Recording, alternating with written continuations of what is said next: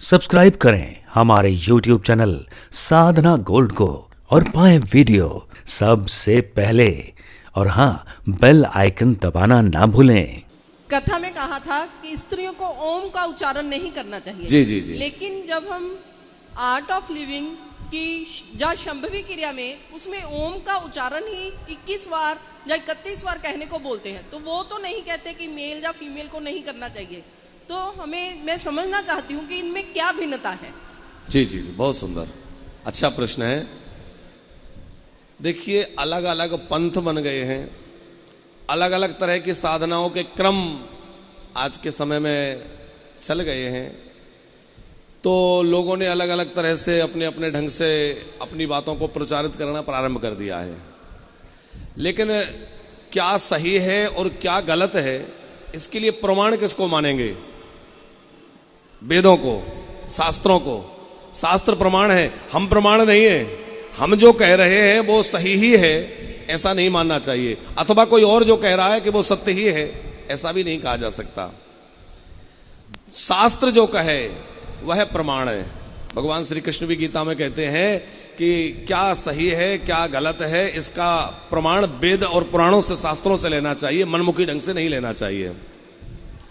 तो हमारे शास्त्र तो इस बात की आज्ञा नहीं देते कि स्त्रियों को ओम का उच्चारण करना चाहिए। उसका कारण है, उसका शास्त्रीय कारण तो यह है कि जो ओम है, प्रणव है, वो वेदों का मूल है।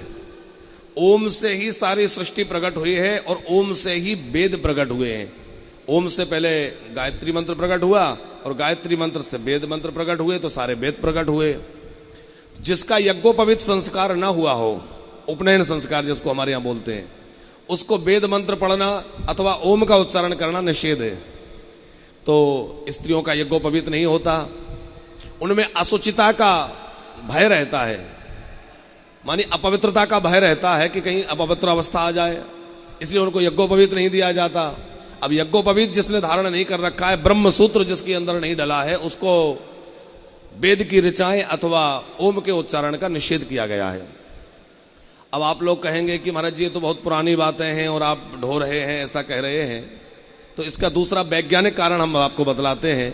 जब ओम का उच्चारण किया जाता है तो उसमें जो जोर लगता है वो हमारी नाभि के यहां से लगता है। आप कभी भी शांत चित्त होकर के एकदम ओम का उच्चारण करिए तो नाभि से जोर लगता है, और माताओं के प्रजनन क्रिया में कहीं कोई विकृति ना आ जाए, उनके गर्भाशय में कोई विकृति ना आ जाए, इसलिए उनके लिए ओम का उच्चारण निषेध किया गया है कि वो ओम का उच्चारण करेंगे, यहां से जोर लगेगा और उनके गर्भाशय में कहीं कोई विकृति ना आ जाए, इसलिए उनको निषेध कर दिया गया है। इसमें कोई बुराई की बात नहीं है। माताओं के लिए बहुत सारे मंत्र हैं और बहुत सारे साधन हैं, उनका आश्रय लें, उनका कल्याण होगा। आपका बहुत अच्छा प्रश्न है। आप उत्तर से संतुष्ट हैं? एक बार माइक में बताइए, उत्तर से संतुष्ट नहीं है तो बतलाइए।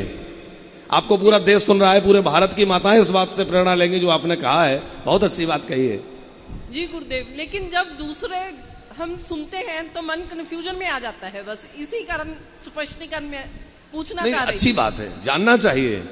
देखिए, अलग अलग लोग अलग अलग तरह से अपने मतांतर चला रहे हैं, उनके लिए हम कुछ नहीं कह सकते, लेकिन हम शास्त्र जो कहता है वह बात आपसे रख सकते हैं।